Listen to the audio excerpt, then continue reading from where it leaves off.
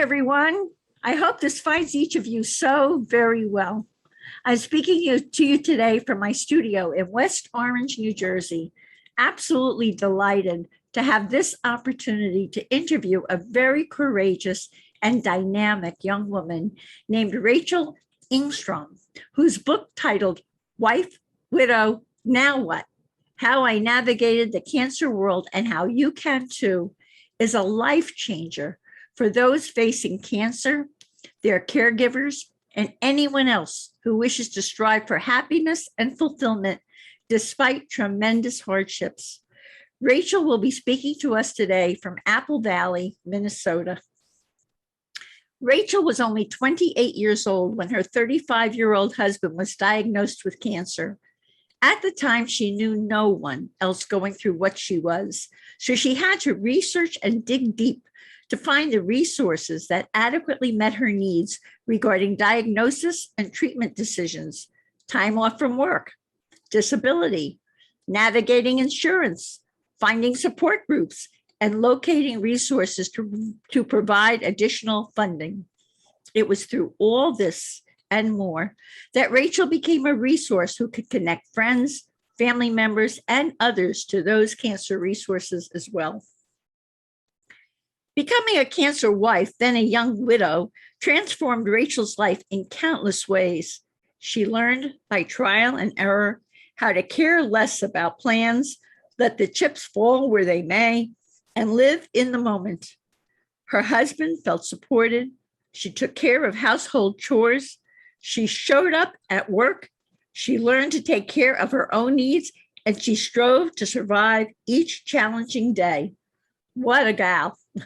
After her husband passed, Rachel moved herself forward from pain, suffering, and intense grief to a successful new life filled with love and rebirth. I'm eager to hear about Rachel's life before and after her husband was diagnosed with cancer, how she coped when she became a cancer widow, how she dealt with her intense grief, and why she wrote Wife, Widow, Now What? To help herself and others. This will surely be a compelling and touching interview. Hey, Rachel, a warm, heartfelt welcome to Rebirth podcast.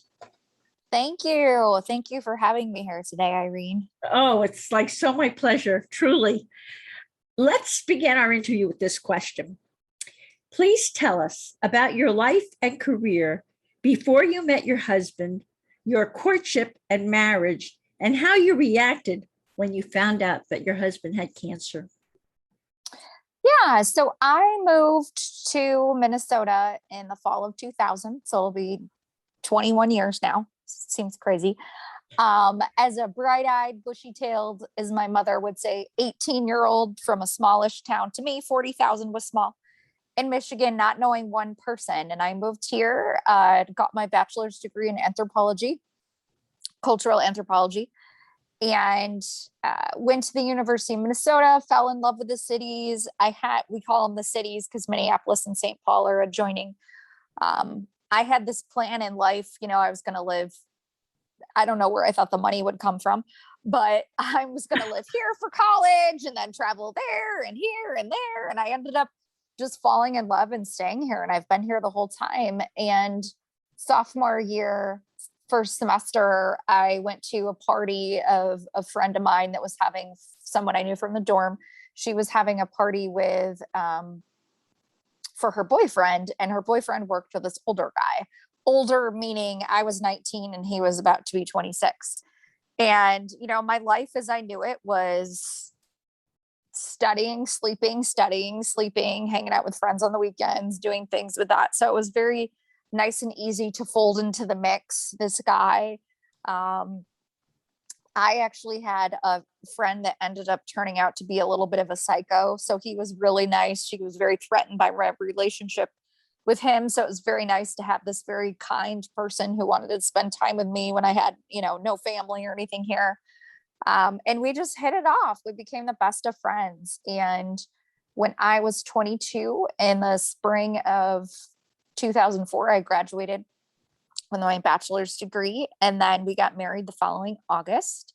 at the Wabasha Street Caves, which was a place back in the day during Prohibition where you could drink and swing dance and things like that. So they had it Sounds all. like fun. Yeah. Yeah. So we got married there. And, all the years later, my dad would always say, well, what did you expect? You got married in a cave. Um, he still will say that on the anniversary of what's crazy is, Grayson's been gone for 8 years now, but you remember all those things. Like next Friday will have been 17 years. So I still text and will say, and my dad will, say that, or we'll say, hey, remember decorating the cave or whatever. By the way, I have to say before you go on that from reading your book, your parents are wonderful. I fell in love with your father. Oh my God, your mother is such a doll. I mean, people will really relate to. They were amazing when you went through your trauma. Oh, they're so fun. So that at the time in the book, they'd been married when he got sick in 2011. They'd been married 45 years. Now it's 55 years. Oh, they sound just wonderful. They're downsizing their house, and I go there in the summer every year. I drive the 10.5 hours to their house in Michigan and make my mom go through all kinds of stuff and use cartoon voices to try to soften the blow. And do you really need it? And they're the most amazing people. And that's it came through so clearly in the book. Oh my goodness. That's one of the amazing things that, despite all this horrible stuff happening, we have this relationship that's just incredible. I had some triggered trauma yesterday, which we'll get to. That was total other side type thing. And I called there who I wanted to call. So back to, he worked nights. He worked 3 to 11 in a printing factory where they would make, say, when you go to a salon and you get like the little bag to put your shampoo in, that's kind of the shiny thing. He would literally mix the big, gigantic couple 100-pound drums of ink. He'd mix the colors that got printed on that plastic. So he did that 3 to 11 p.m. Monday through Friday. So the whole time we dated until he got sick. So 2001 through 2011, I didn't see him Monday through Friday. So I think that what's crazy is that really prepared me, which I didn't know at the time, to be so independent, because I had my own career, my friends, my life, while still having this security with this person. And you had a really wonderful relationship with him. I mean, it came through very clearly. I mean, you were really best friends.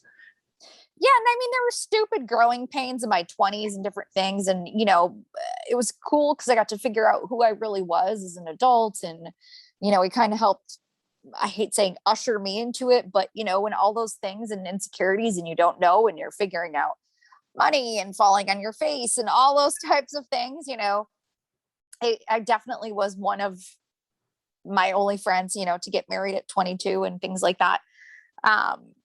So I found out in the summer of 2010, I just started having these horrific ovarian cyst rupture, things like that. Found out my health was just crap. That's what it seemed like. I found out I had endometriosis. So then we had Chinese food on New Year's Eve. And I thought, you know what? Next year's going to be better. It has to be better. We had the house, we had the dog, just seemed natural. We were wanting to have a baby now. So he gets a fortune cookie on December 31st, 2010. And it says, you're about to have a major life change. What we don't expect is that 15 days later, he's diagnosed with acute lymphoblastic leukemia. Holy. It's just like you're just going down the slide, like you've been sitting in the park and someone just kicks you down the slide. So what were his symptoms? What were his symptoms that got you to the doctor, that diagnosis? Was he very, very unbelievably tired? What was... Yeah, he was. I got up in the middle of the night to go to the bathroom, and I found him sitting on the floor in our kitchen because he was too tired to even wait for the microwave for like 90 seconds. So we went to the doctor. They just thought he was anemic. He was 6'2", naturally around 175, 180 pounds. He was on the thin side. But it's like we knew he could lift those 200-pound drums of ink. He seemed pretty healthy, all those things, but he had been a little pale. But he'd been himself, normal, humor-wise. although he was working extra overtime, forced to work that till, sometimes midnight, 1, 2 in the morning. And I didn't know until later when he was diagnosed and he started talking more about his symptoms. He was sweating like a ton at night, sweating. And what's funny is a few years later, or just a couple of years ago, I freaked out because I was sweating at night and I thought, oh my gosh, I have leukemia. It just turns out if you eat something sugary before bed, that happens. So it's like I had ice cream or whatever, a couple nights in a row, but he was sweating profusely, like through his clothes. Wow. Yeah, just very, very tired, not kind of like you have the flu.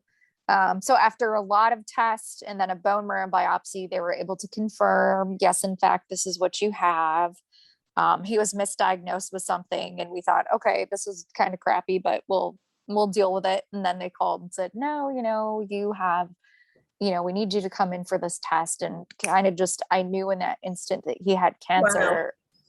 Wow. And I just was stoically calm. And what's amazing is I'd say 90% of the time I credit it to my faith in God, but like 90% through his 27 months of illness before he died, I was stoically calm so many times. And I think that was just, for better lack of terms, I went to an amusement park for the first time in, I don't know, 10 years or something last Saturday.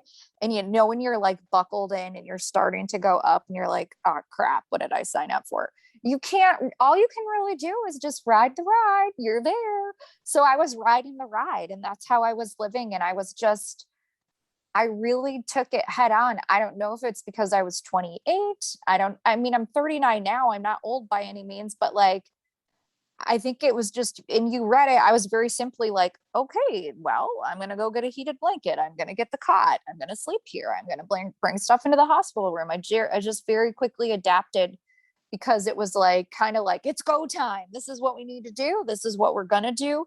And when you're the caregiver, you don't have the luxury to believe anything but that they're going to be fine. They're going to be better at the end of the half an hour. They're going to have the lovey-dovey music at the end of the show. Things are going to go back to normal.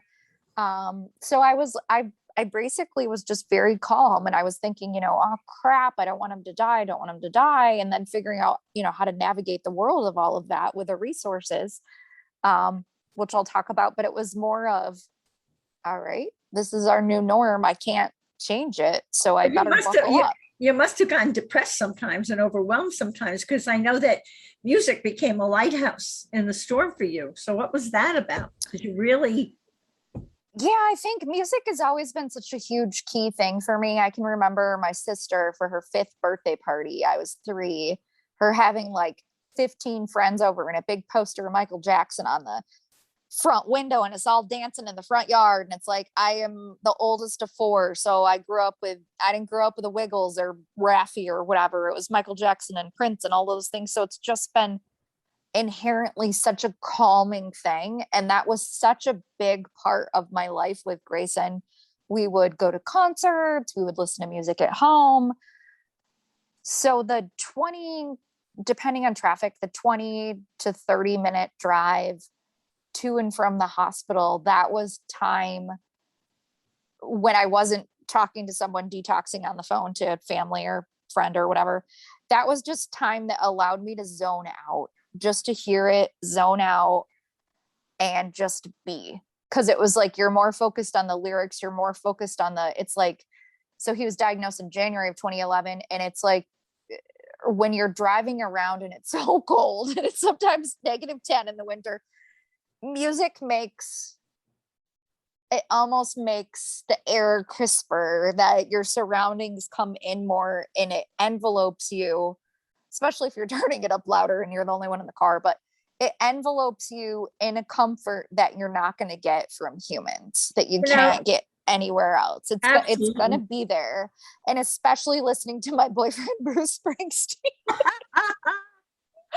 who's from your state where you are, of course. Absolutely. But yeah, it was just one of those things where and what Irene is referring to is in the book, I have a playlist of the major songs that I can remember that I listened to within each year of the I love illness. that. I thought that was so cool. Yeah. And it's one of those things because it can take you away. You can have no money at all and listen to a song, and it can be a vacation. It can be an oasis. It can be whatever. And I would watch my husband have poisons dripped into his veins, i.e. chemo, and he would just have his eyes shut listening to music. And, it was just, you can't fully get that unless you're going through it. Well, I identified with that also because when I lost my husband, I used to do the same thing. Of course, I'm a different generation than you are, so the playlist was a little different, but I would do the same kind of thing. And I'd fill my car and I'd sing along with it. And through the tears, it was like helping me to keep on going. Tell everybody what inspired you to write your book, to help yourself and others, and to help others feel less alone. Yeah, well, it was so tricky to be me, for better lack of term. In the book, my posts are in chronological order of Caring Bridge, which, if you're not familiar with it, is instead of being inundated with text, emails, phone calls from your supporters, it's a website where when you're going through a medical journey, it's caringbridge.com. Wait a minute, stop, because that's good for people to hear. So when I was going to say they're not paying me to say this, but it's caringbridge all squished together.com. And I have all these resources in my book too. Mm-hmm. So when you have a medical update, you just do a quick little blog, you shoot it off, and anyone that wants to know about it has subscribed and they get an email about it. So my book is the Caring Bridge post plus Team Grayson, which were Facebook posts. Later, I have Instagram after he died. I have a healing blog. I write in a smaller group of friends on Facebook, but I put all of it in chronological order. And I started piecing it together in February 2014. And he died in April of 2013. And I thought one day, I can still remember where I was standing, and I'm in a different house now, but where I was standing in my house, in my bedroom, thinking, oh my gosh, this is something I can do. This was so hard. And I want to help other people because I felt so isolated, this is redundant, but so isolated, so alone. And you really do feel like you're just in this fishbowl and you're the only fish looking out at the rest of the world. You were such a brave fish. You were such a courageous fish when you read your book. It was like, wow. Amazing. Yeah. So what I decided to do is, okay, if you're going through an illness, and I'm realizing more and more, so this came out, the book, I published it on Amazon and I wanted to do it where I could do it my own way and go back and make edits or whatever if I wanted years later. So I put it all together, put it on Amazon, got it out at the end of September last year. And you don't think about the fact that when you're writing it and you're writing it about cancer, it's going to be applicable to all the COVID people, all these things. So the more I talk about it, the more it's applicable to all of these things. But I have when I'm navigating diagnosis, treatment, insurance, disability, finances, all these things, I have budget charts, I have all these things, because when you're in the thick of it, all you really think are, I don't want my person to die. I have to figure out health insurance. How's it going to be paid for? Or I should say, I don't want them to die, the medical care, then insurance. And how do I get some time off of work if you're someone that's working? Those are the top four things. And if you have children, who's going to take care of the kids if I need to be there? And we did not have children, I should say that. So, but even then we had animals, who's going to come let the dog out, all those things. So I have all the logistics of when you're in your fog, thrown into boot camp, into a foreign territory. It's like day one of boot camp and they're like, here kid, here's a gun, go fight the enemy. You don't get your training. And that's what happens with something like this. So I thought, I want a guide where you can read it. You can feel comfort, like we're having a cup of tea. I'm holding your hand. I'm telling you how I did it, but also here are all the resources. I mean, it's So wonderful because a person can look at it and they can say, wow, okay, check. I got this covered. I got this covered. And you made it so much easier for people when they're going through something like this. yeah, so I started putting it together in February of 2014, like I said, and then it just became too painful. Because I was reliving it. I was having PTSD, those poster illness going towards death, which I don't know are going towards death. So in the fall of 2018, I just wrote and wrote and wrote, and I would write for like 8 hours and then cry for like 20 minutes. But it was so therapeutic. But what was interesting is I edited the book myself 8 times. I had a professional editor as well, but every time I did it, I distanced myself farther and farther away, to the point where I felt just devastated for this woman, for this girl. And it was just blew my mind that it was me. But I was able to do it in a way where Rachel, part 1, you don't know, is part 1 is his illness. Part 2 is when I walk out the door after he's died and his body is there. And I navigate, how to have a funeral as a 31-year-old, how to have a memorial service, how to do these things, how to do finances, how to afford a house or attempt to afford a house you thought you'd fill with children. You thought your spouse would be there. You thought your spouse would help you pay for all of these things. Those things fell on you, but you also went to therapy to get help, didn't you? I did. Oh my goodness. So I actually connect people to therapy for a living. I've done that almost 6 years now. I think that's I am such a proponent of that. That's great. I think it should be subsidized. Everyone should have therapy. I agree. It's so amazing. So I went to a therapist almost a year after he got sick. So saw someone a year plus before he died. And it was just amazing because it was someone that was familiar with illnesses, someone that'd be able to say, Rachel, have you tried this? Try A, B, and C. And I literally would have like spring in my step and be like, almost bouncing to my car, because when you have someone that is ill, you can't put your crap on them.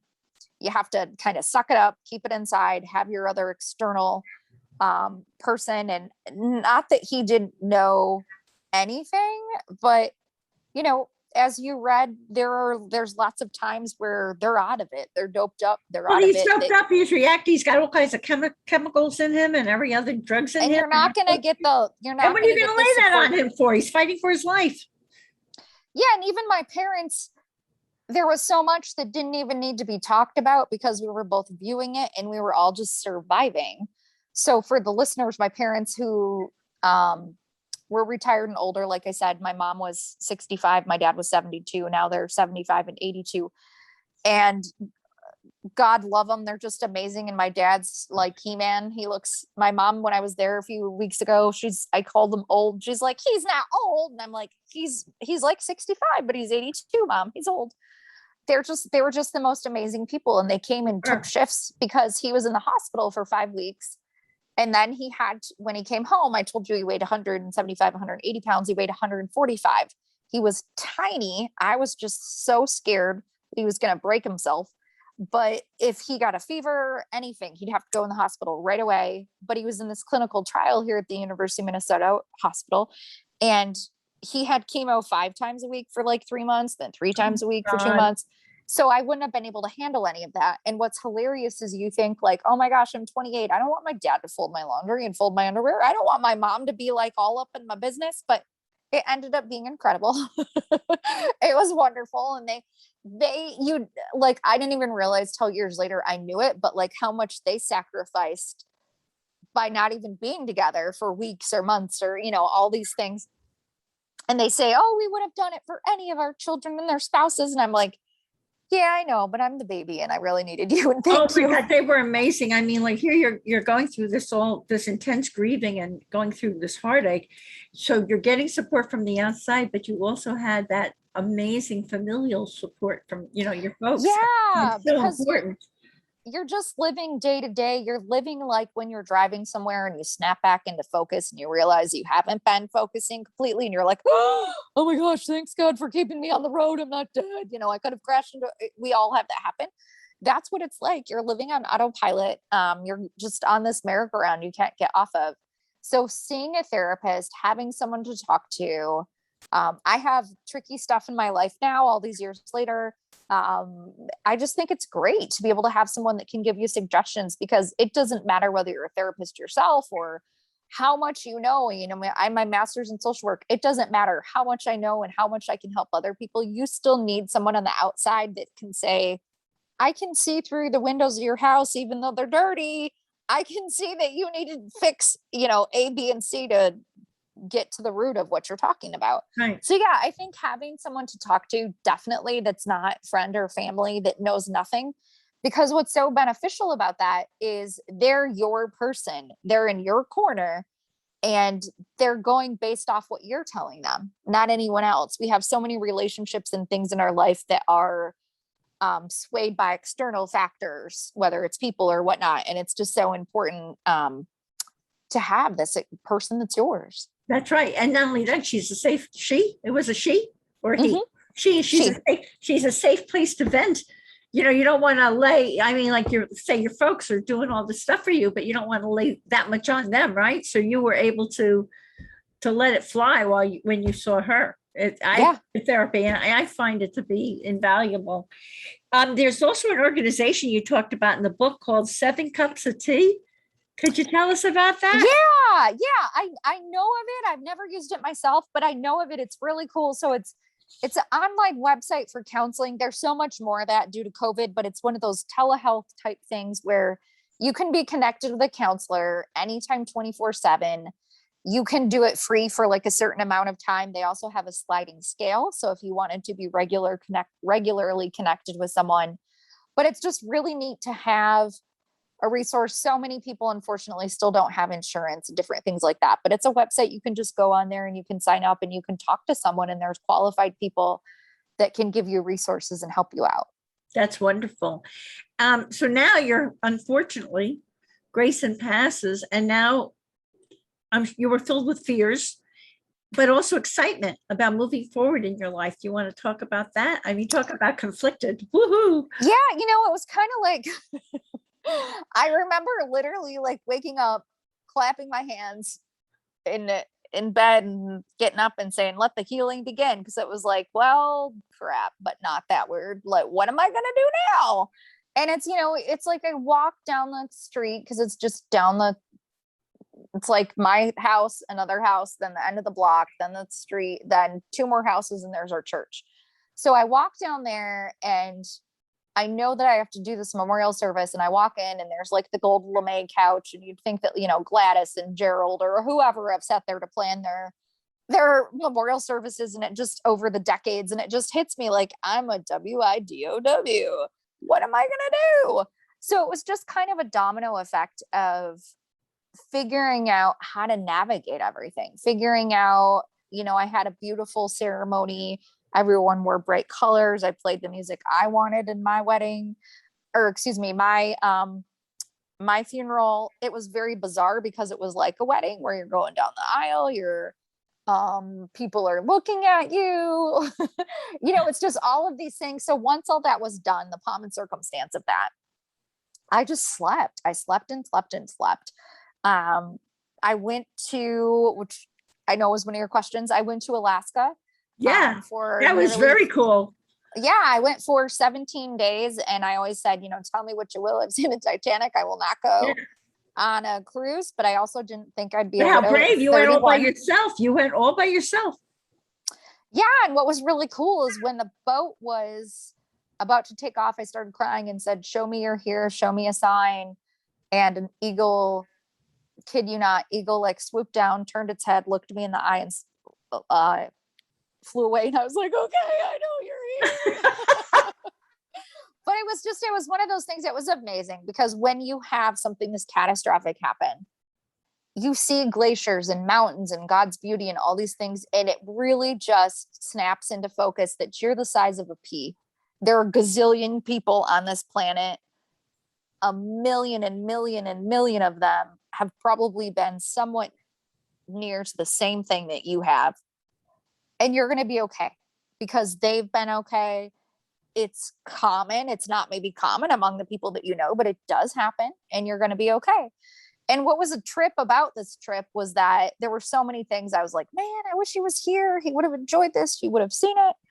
But I felt the same way when I was watching the series finale of The Office as well. And I was like, oh, he's never going to see this. And because we always watch it together. And I'm like, he has unlimited cable up there. He can watch Right, he's whatever going to he say wants. he's there, right?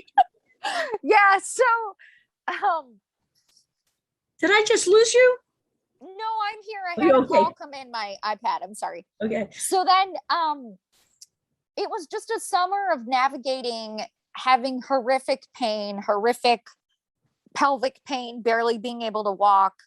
The week before I did go to But I want to Alaska. explain, I want to clarify for our listeners, you were having pelvic pain because you were having problems with your endometriosis, right? Correct. Yep. And now you've lost your husband, you're having physical problems. When you took off for Alaska, were you still having those physical problems? I was Oh on my painkillers God. all the time. This was before the big opiate epidemic, even though that's been an epidemic for decades. And I know that from working in mental health or whatever, but I mean, I was like popping Vicodin or Percocet at least once a day, if not twice, because just walking things hurt. And it was like, I'm 31, I'm like a grandma, what is going on? But the week before that, I went to a friend's house, and I ended up, while I was there, I got a gigantic peacock feather tattooed on the inside of one of my calves with the word serendipity, because it had been like a little over 2 months since he died. Despite awful things happening, I was moving into almost like I was a snake, even though I'm deadly scared of snakes, that had shed my skin, or we'll just say a buffalo that had molted. Well, we would call it in Grief and Rebirth, we would say you were starting to rebirth yourself. Yes, I was starting to rebirth myself, and I was becoming comfortable and just happy in the small things, happy in the little things, you know, whether it was then or months later when you just start to like belly laugh watching sitcoms or whatever, and you just realize I'm okay. It's going to be okay. So I wanted to mark that down. And, you know, my parents, every time I have many tattoos, I have 6, every time I got a new one, my parents would, we are mutilating your body. But, you know, these are my, you know, big things to remind me of, you know, those things. So I remember being on the boat looking at this peacock feather that, you know, was still painful because it had only been a week, and I'm taking my pain pills or whatever. And I'm thinking, how the hell did I get from a hospital room with a dying husband to this beauty in Alaska? And I have no idea what's going to happen, but it's going to be okay. And it's kind of like when you have a vacation and you have a few things planned you're going to do. This was pre-COVID when we could all go somewhere. That's supposed to be funny. It's probably not. But when you're like on it and you're like, ooh, I have 5 days left. I have 4 days left. My life was like that. And I would picture where he and I went to Colorado a couple times, to a house his aunt let us use of hers. It was just, you'd see the road, you'd see the open land and the mountains. And that's what I would think. And I would see that, and with the sun shining, and that was my roadmap of what I saw. And I had no idea what was farther down the road, but I was just living and believing that God had a plan. There was a purpose. I didn't know what it was. So I just kept living that way. And then unfortunately my pain became too bad. I couldn't take it anymore. So I went to my gyno surgeon, the gynecological surgeon, and said, can I get a hysterectomy? And he said, pretty much, you know, kid, are you sure? I can't put it back in once I take it out. And I said, yes. So well, it's either that or live in pain the rest of my life. I mean, come on. Right. So that was another loss. So I did that in September. That was a whole nother loss, a whole nother thing. And it was just really bizarre to do this gigantic thing and not have him there. But, you know, it was time to choose myself. It was time to choose health. And what was so interesting after he died is I was used to the ecosystem of the hospital, all the people I knew, all these things. And now I had my detached ecosystem of supporters. They were still in my life, but people go back to their normal lives after the catastrophic illness or the loss or whatever. So it was kind of like, I just have to pick and choose positivity. I had a best friend of 12 years that became totally toxic. I was her maid of honor. I pulled out of her wedding. She just became really rude, really toxic, very judgmental. It's one of those things you don't realize until you have something happen like this. And I don't know if it happened to you, but it's one of those things where when you leave a job, how you have like your work friends at work, and then you realize once you're not there anymore, oh yeah, we really didn't talk to each other outside of work. I guess we're not that close. You revamp your support, your people, all those types of things. So it was very much a learning and rebirth process. Absolutely. And we have so much in common. After my husband died, I took a trip to Hawaii by myself. And I also changed relationships, because the other thing is, I think you start to grow. You've been through something so traumatic that your perspective changes. You now see things from a whole different viewpoint, and other people in your life, they don't share that same perspective anymore. So your relationships start to change, I have to tell you, and we talked about this, I was blown away by your mother-in-law's cruelty through this whole thing. Oh my God, what she put you through on top of everything you went through. And thank God for your wonderful parents. But on top of everything, her son was dying, everything that was going on. And she was so awful to you.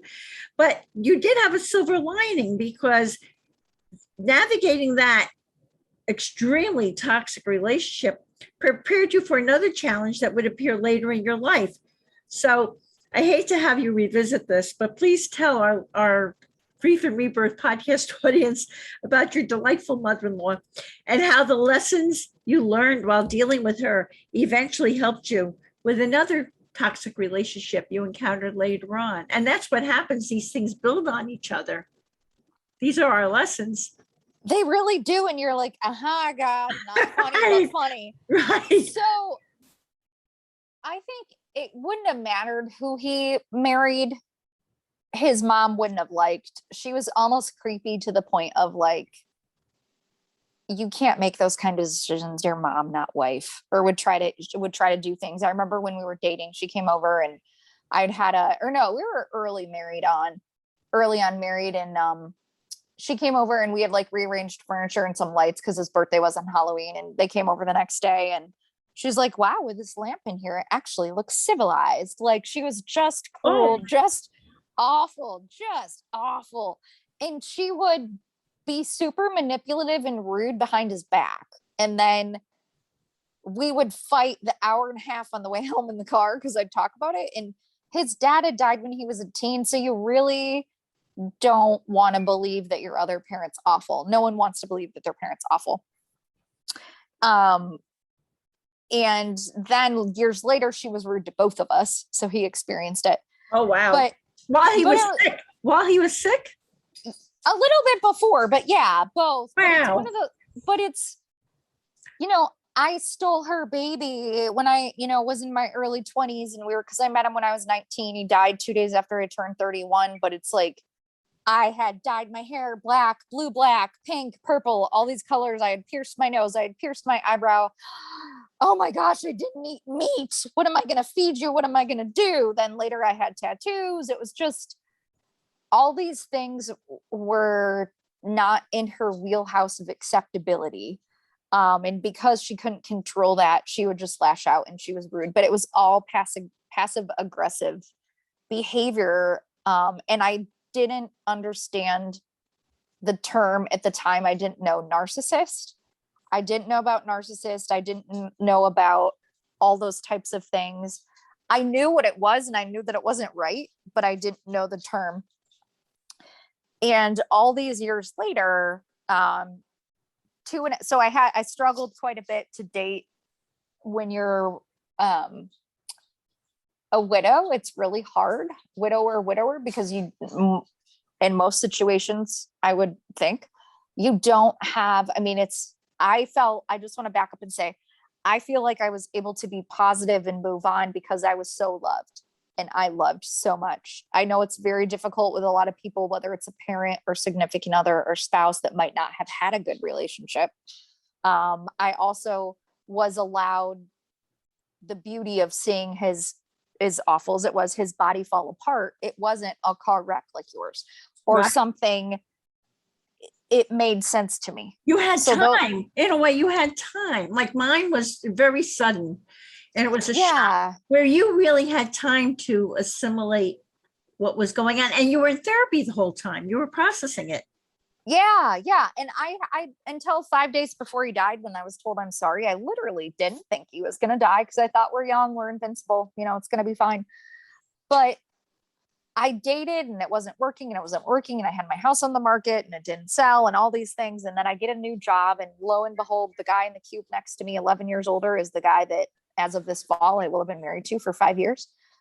So I met him 2.5 years after Grayson died, and he has a daughter who the daughter's biological mother is a very toxic, very, very, very similar person to my mother-in-law. And it's an incredible, the similarities, but the life lessons that are learned that have prepared me to come to this point. And whether it's talking to someone that's been in a similar situation, or a podcast or an article I write or a conversation or whatever, it's really amazing how alike situations are. And it might not be someone within your network or friends that is I should say within your Christmas card list. Right. But it's so common that these things are going on and that they're happening. And I just really feel, as awful as that was, Rachel 1.0 went through with this horrible mother-in-law, it's beautiful that it gave me skills for today.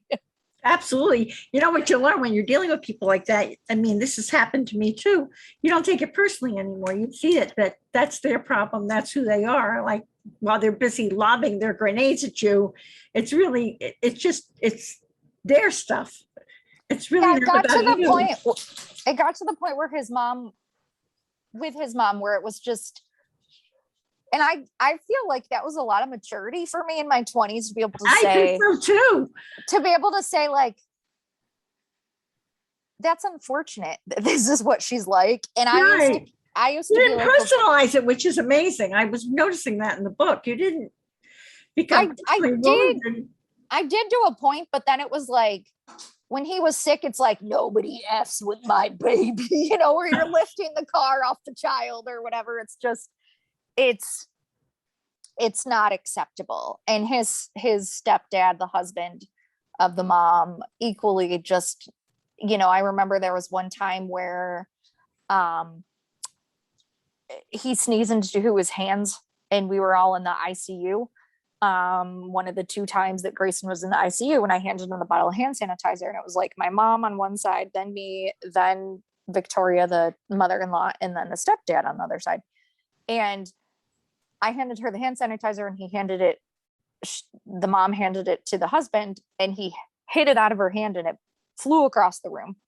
And he's like, I'm not going to do that. And I'm like, we're sitting in the freaking ICU. Like, oh my God, what horrible people. Like, you need to sanitize your hands. And I'm like, this is a big dude, like physically tall, physically big dude. And I was just like, that's my world in that bed. You can either play by my rules or you can leave. And I was like, even as I said it, I was like, you're so ballsy. Like, and he was just like, he asked the nurse, and the nurse was like, well, you can. I mean, it wasn't, you know, but it was just, it's one of those things that you have levels of strength and gusto and resilience that you don't even know are there until they have to happen. Yeah, these situations too. What would you say, widowhood and your experiences with Grayson, what would you say, bottom line, how did they change your life and craft you into who you are today? I think just learning grace, giving no pun intended, the grace with Grayson, but one of the biggest things that's a really hard pill to swallow is that we live in such a society of, as much as self-care is promoted more now, but we want to do everything ourselves. We want to take care of everything ourselves. When he died, it was like, well, crap, now it's time to take care of myself. And not that I hadn't been, because I was going to concerts every now and then, or doing things, or, you know, friends coming to bring me tea or whatever, take me out of the hospital for a half an hour or whatever that was. But after he died, it was a lot of like, I'm just at home. I am so sad. Then I'm like drinking too much. I'm dating too much. I'm still going to church. I'm still reading my devotionals, but the, cord has come out of the wall and you're like, why isn't the TV on? Well, duh, plug the cord back in, take care of yourself. But I was living in this widow fog, but I knew because I had had the real love, I was going to be okay. So my key things were knowing, I don't know how, but like a light switch at some point within the first couple months, I decided I have to choose positivity. And my older brother that came to help when Grayson first got sick said very early on, within the first couple days, you can choose to be bitter or better. And I have a chapter called Bitter Betty. I wasn't always better, but I'm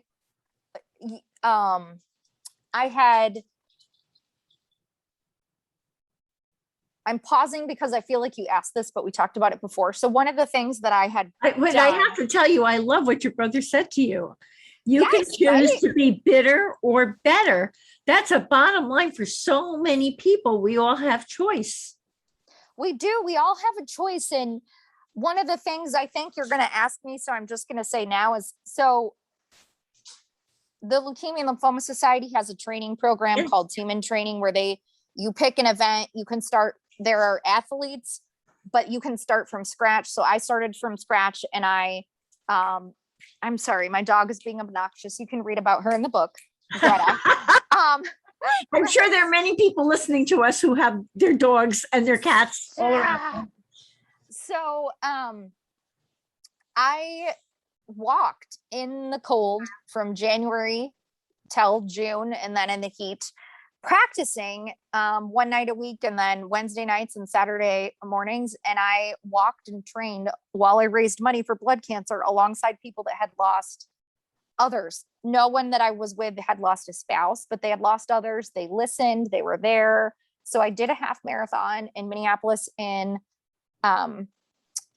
June of 2012 while he was in remission. And then in June of 2014 in San Diego, a year after he died. And then that, just that support, that amazingness has carried me through. But why I'm bringing this up is I was trying to fundraise money the second time after he died. And I was so focused on, why are you not giving me money? I don't want you to know what it's like to be me. So I need your money.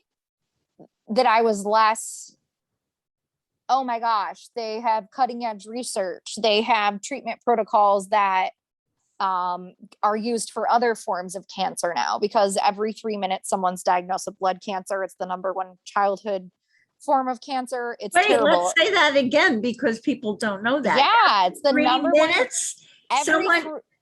Go ahead. Every 3 minutes, someone's diagnosed with blood cancer. Every 9 minutes, I believe, someone dies of blood cancer. Wow. So Grayson ultimately, he beat cancer. He had a bone marrow transplant. He had stem cells from umbilical cords, but the chemo, radiation, all those things just ripped up his organs. So I had to take him off life support 2 days after he turned 31 on April 21st, 2013, since we haven't said that yet. But the people that supported me then and even still now, there are 2 women, one of them's 59, one of them's 61, that were my friends and a friend and a coach from Team in Training through the Leukemia Lymphoma Society. They live a couple miles from me, each of them, and we walk in the winter, we walk in the summer, and they're just the best of friends. They're amazing women that I probably wouldn't be hanging out with people that, right, a couple decades older than me, but I've lost a lot of people, and it was extremely painful to lose different people, to have relationships change. But there are so many beautiful things that come out of that. And LLS they were able to give us a small amount of funding. They were able to give us, he had an online support group for young adults with blood cancer. We went to one that was in person. He was able to feel part of a community, part of like his people, part of these things. So they are just incredible.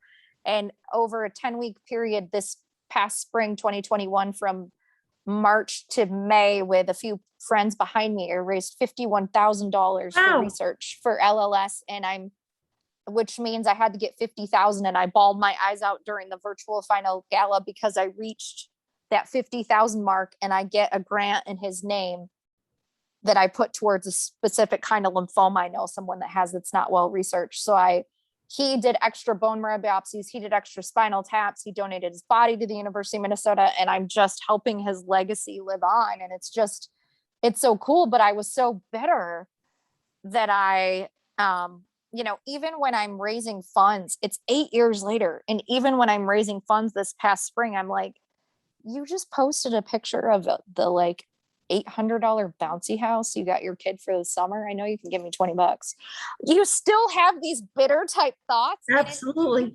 Everyone's got their something, and not ever, but I mean, I really do feel like there are some people that go through life that are just smooth sailing, and good for them. But for those of us, I'm like, but I don't want, if your kid ends up getting cancer, I want an organ, so there's always going to be a little bit of bitterness there. And the day of the event, it was 10 weeks. It was insane. I can't explain the fatigue that I had of. Oh, what a trauma. You took him off life support. Yeah. I was actually gonna say with the. You were how old when you did this? How old were you when you went through this? 31. Oh my 31. God. Oh, so I was saying, like, the fatigue of this fundraising campaign this spring. There's a siren. My dog might go off. I apologize. Messaging 3,000 people, all these businesses, all these things this past spring, trying to get money. And then it was the day of the event, and you'd think I'd be so happy and relieved. And I just cried for like an hour and a half, just in pure red hot anger that cancer steals people, that it does this, that he died, even though I'm happy and I'm in a good place now. And, it triggers you, it brings you back. It does. And yesterday I have this ginormous, nasty bruise. Yesterday I went and I gave platelets, because this is very prominent about the grief and rebirth. I gave platelets for the first time, and I'm happily married. We have this beautiful child, my stepdaughter. I love my job. I'm in a great place. And then I go give platelets, and I'm hooked up to these machines in either arm, and it just hits me. I'm in this room. If you've never given platelets, it's used. They're so needed. There's a shortage right now. It's awful. So many people donate blood, but platelets are very, very needed. One transfusion of platelets, which takes about 2.5 hours, can save 3 lives. Like, a mom needs it after. This is important information for people listening. Yeah. It's just, cancer patients need them every day, almost sometimes. Bone marrow transplant patients, like my husband, they need them all the time. So I'm hooked up to this machine, literally, like, with my arms out, and I start watching my Netflix they have me hooked up to. And it just hits me. This is what he went through. I'm 1/100th. This is what he went through. And all the times I had to leave him at the hospital and go home or go to work and do all these things, that I held it together. But then as soon as I got home, this was yesterday, I just wailed. I just cried and cried and cried. And I cried for him. I cried for the children I know that have gone through leukemia and lymphoma, that are now like 13 or 12, and they had 3 years of it starting when they were 9, and their mom died from blood cancer. Oh my gosh. It's just these things. I have a friend that I met, that I was trying to find people to help with my book. Last fall, she took care of her husband for 2.5 years. Then she got the exact same kind of leukemia, and then he dies 4 months later. It's just, why do these things happen? But what we can do is educate. And I've chosen to take this horrific experience and say, you know what? I went through this, and the key takeaways are: get yourself the emotional support. Surround yourself with positivity. We have so many things at our fingertips. I had times where I took time off social media. It's important to not compare yourself. For me, it was the girl from high school she's having her 4th baby. And I'm like, my husband's dead. I don't have a uterus. I don't have a job. I don't have a boyfriend. Like, all these things. But what we expose ourselves to, even years now, I see like a movie, I'm like, oh, that looks good. And then I read the synopsis, whether it's on Hulu or Netflix or Amazon Prime. And I'm like, nope, talks about illness, talks about cancer. Don't do it, Rachel. So the music, movies, TV shows, people, all of it, choose the more positive stuff, especially when you're going through hard stuff. Choose the more positive stuff. I think asking for help is so hard. I had a really hard time with it because I was Wonder Woman and then he died and it was like, there's no Clark Kent to come save Lois Lane. But that was a big lesson that you needed to learn, because I went through the same thing. I had to suddenly have people. I had 3 big surgeries after what happened to me, and I had to let people help me. And when you've been a very independent person and everyone relied on you, that's a big transition in your life. It is, but it's one of those things where it's beautiful when you realize you can use your experience to help other people, because you felt so alone in it, and you're going to use this knowledge to help other people not feel alone. And it's just awesome. Yeah, and it must really make you, I can imagine why you love your work, because you're so compassionate and empathetic to people when they are seeking help. You have this extra layer of understanding. Rach, you state that even though bad things happen, life does get better, which we're talking about. What is your message about the importance of healing that you would like to share with our Grief and Rebirth podcast audience? I think it's so important to know that things are going to happen on your own time. I remember I had people that would say, one of them was the friend that I had to cut out. It was like, you should just be happy. You should just decide to be happy. Even my own brother was like, you should just kind of pick a date and, I was dating someone new and he's like, yeah, you should just decide to be happy. And it's like, it doesn't work that way. He even went to the extent of like, if his wife, if she died, I'd be all right. And they have like 3 children. They were small children at the time. And I told her, and she's like, that's nice to know. But no, he wouldn't. They've been together for 30 years now. No, he wouldn't. But it's one of those things where you only know what's right for you. But also I am going to say, you have the time to wallow, you have the time to grieve, but you need to be actively grieving. You need to be working on yourself. It's fine if you have some denial for a while. It's fine if you have that. But in order to be a healthy person, you do have to let people in.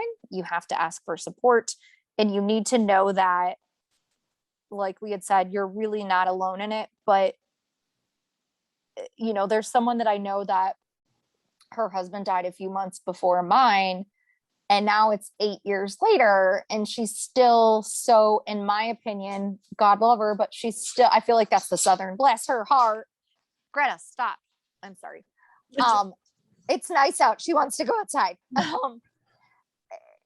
I feel like she's just so stuck. Like she'll do a Facebook post of the 2 of them together and say, granted, she was with him like 25 years and I was with Grayson 11 and a half, but she'll just say, I can't wait till I get to see him again. Or almost like I'm counting the days. She's kind of like stuck in her swamp of suffering in a way. Yeah. And I'm thinking, you're like 58. You can find another person. You can, even if you don't, there's so much joy to life. She's a mom and a grandma. And like, there's too much. Yes, we want to see our loved ones again, but there's too much to live for.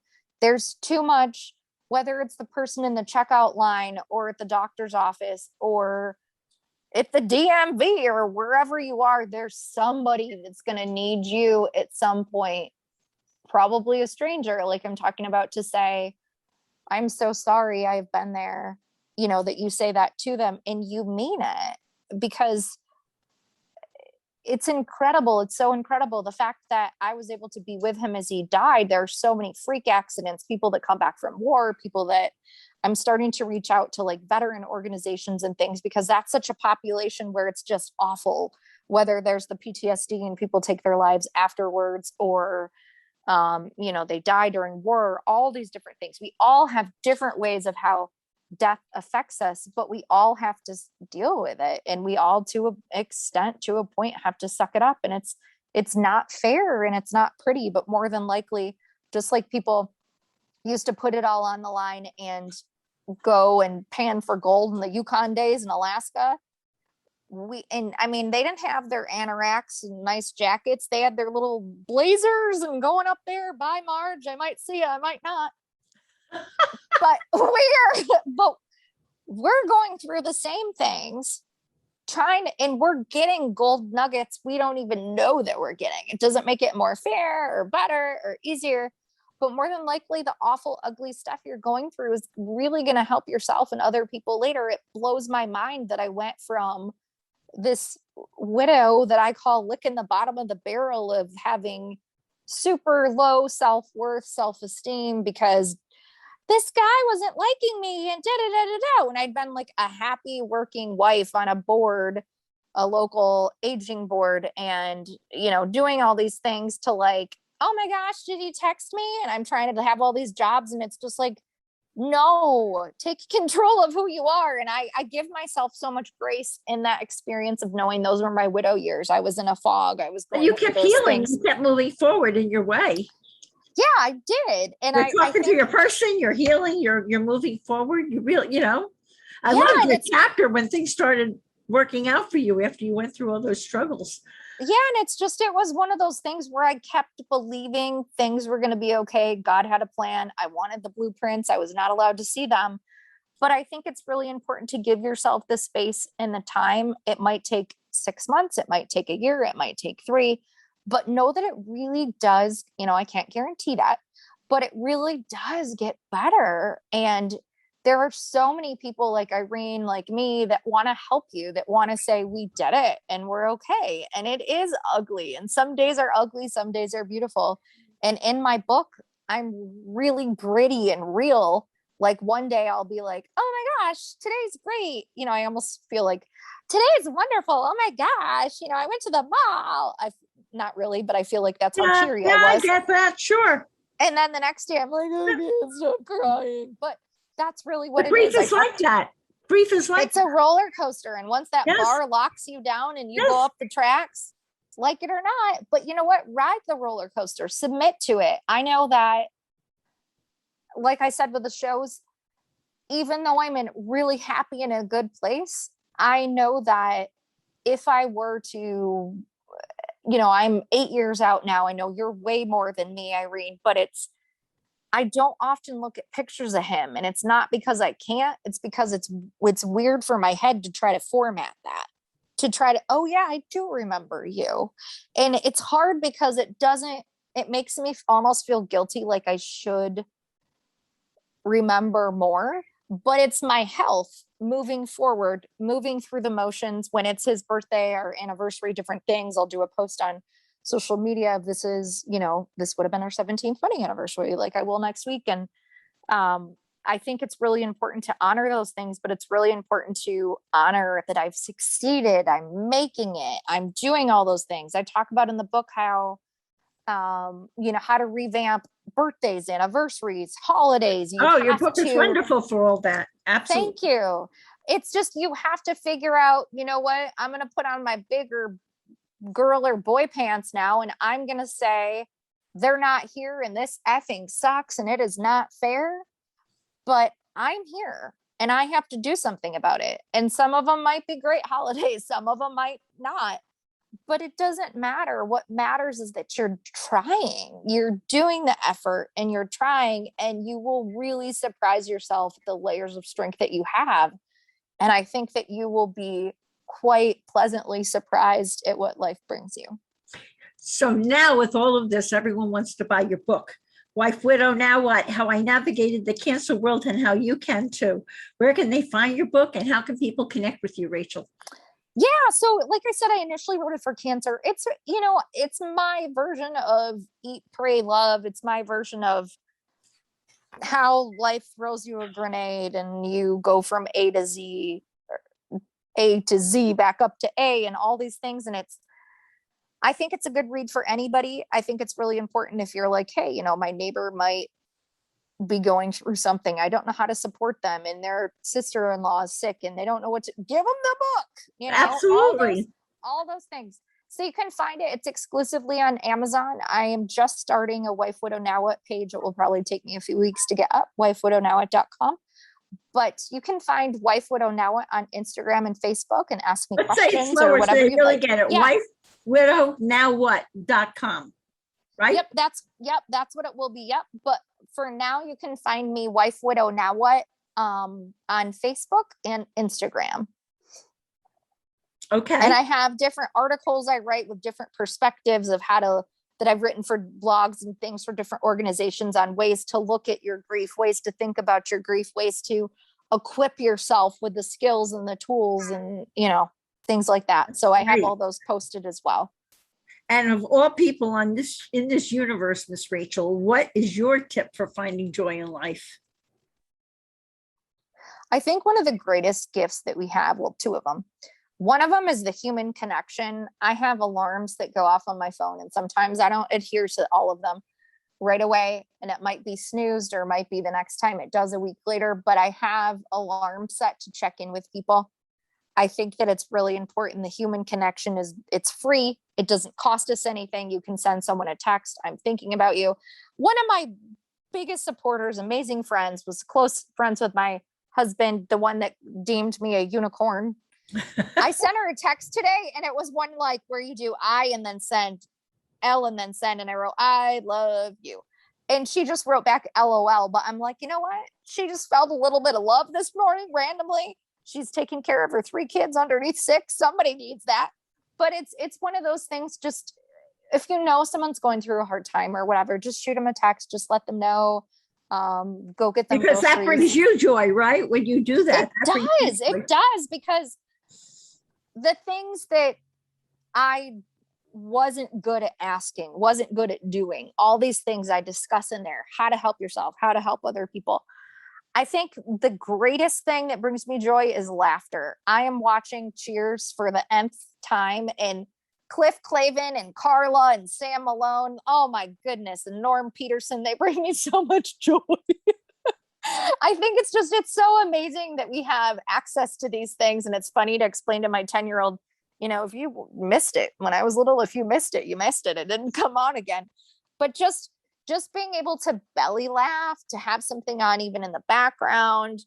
I really love just a good song, just, Sir Duke or Superstition by Stevie Wonder, Born to Run by Bruce, or, just those things. And being out in nature, I don't do it enough, but being out in nature, that gives me a lot of joy. There's so many things we can do that are free, that are freeing. And I just think it's wonderful, because the laughter, the connecting with someone, and just being out in nature and exposing yourself to the positivity, there's no other way to put it, but they make you feel alive. And when you've been through what we've been through, so much illness, so much death, it takes you think about how the sun revolves around the moon and how it's really slow, all the orbits of everything.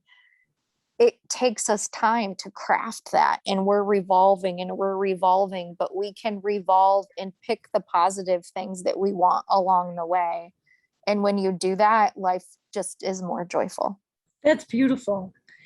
And I want to tell everyone that your book is so helpful and wise, and it gives its readers a raw and honest firsthand account of the impact a serious illness and catastrophic event can have on a person, while also informing how these challenges can successfully be navigated.